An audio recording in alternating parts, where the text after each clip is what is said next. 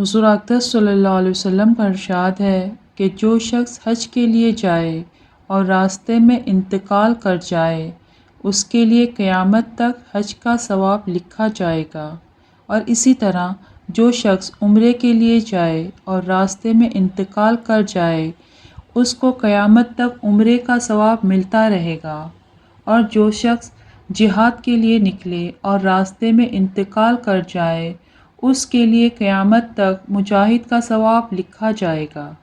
حدیث میں وارد ہے کہ جو شخص حج یا عمرے کے لیے نکلے اور مر جائے، نہ اس کی عدالت میں پیشی ہے نہ حساب کتاب، اس سے کہہ دیا جائے گا کہ جنت میں داخل ہو جا۔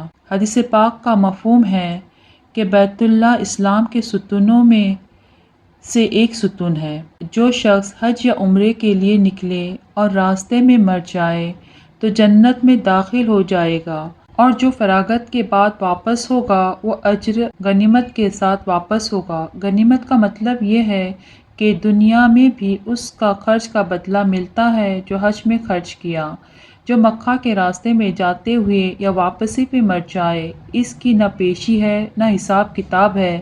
جو شخص حج یا عمرے کے ارادے سے مکہ کے راستے میں مر جائے، نہ اس کی پیشی ہے نہ حساب کتاب ہے، وہ سیدھا جنت میں داخل ہو جائے گا۔ حدیث پاک کا مفہوم ہے کہ آدمی کے مرنے کی بہترین حالت یہ ہے کہ حج سے فراغت پر یا رمضان کے روزے رکھ کر مرے۔ یہ دونوں حالت ایسی ہیں کہ گناہ سے پاک صاف ہوگا۔